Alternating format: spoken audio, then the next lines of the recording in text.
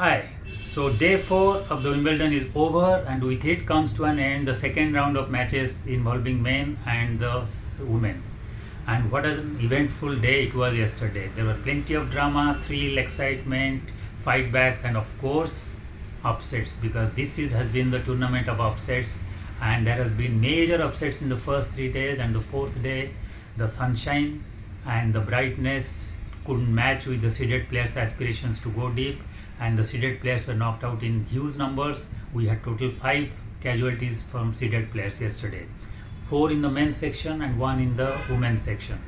The biggest upset of the day was when number 4 seed and world number 1 Jack Draper, England's biggest hope and biggest aspiration after the retirement of Andy Murray to give them an Wimbledon crown, finally lost in the second round itself against Marin Cilic, the veteran of many battles from Wimbledon, perhaps who rightfully is considered as the one of the rarest players who should have won an Wimbledon but has not won, because he has beaten almost all the top players there on his day.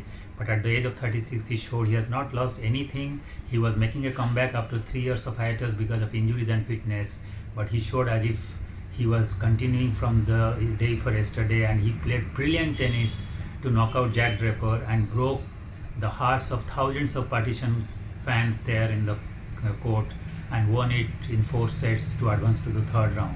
So yes, Draper's loss was the biggest upset, but not the only upset. After a little while, Felix Auger Aliassime, the man who is number 25 seed from Canada, he resumed his battle against the unseeded German Jan-Lennard Struff, who is only 125 ranked in the world, and they had shared 2 sets in the third day, and then they resumed their battle yesterday, but Aliassime could not sustain the fight and he was knocked out by Struff, and with it came the end to the 25 years aspiration in this the 25 seeded players aspiration in this year's Wimbledon. But then there were more upsets to follow. Number 13 seed Tommy Paul, of which country? Of course US, because this tournament has been ruthless towards the American seeded players and they have been knocked out left, right, center.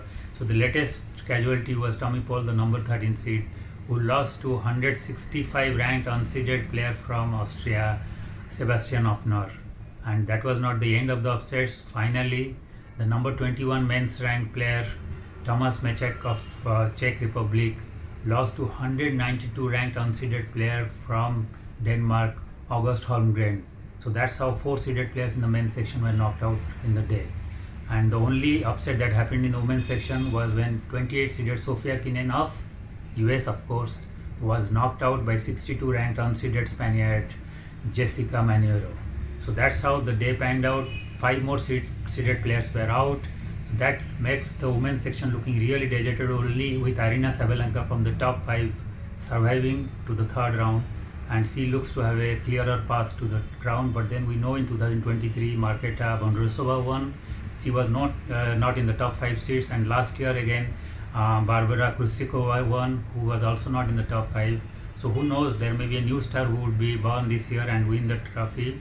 But then Aryna Sabalenka, on form and on reputation and seeding, she should be the favorite, but you never know with Sabalenka how she plays in the remaining matches. But it will be interesting to see. But in the men's section, though so many seeded players have been knocked out, but the heartening thing for the seeded ones, or the top ones, are there. They are still there. Number 1 is there, that is Sinner, who has been playing flawless tennis. Once again, he won convincingly yesterday his second round match. Alcaraz has been improving. He looked perfect in the second round, and so has been the legend, the 7-time champion Djokovic, the number 6 seed, who has been impressive, and especially looked very good in the second round, and he would be really determined to win his 8th to match up with Federer and his 25th Grand Slam, so he would be giving his best. And so has been number 5 seed Taylor Fritz. Though he has been having such a tentative tournament, he has been struggling with 5-set marathons in the first 2 rounds, but he's still there. The biggest thing is he has survived, and he is now confident he would like to mount a real challenge in the remaining rounds. So some interest is there in the men's section in terms of the top seeds still being there, though Zverev is out.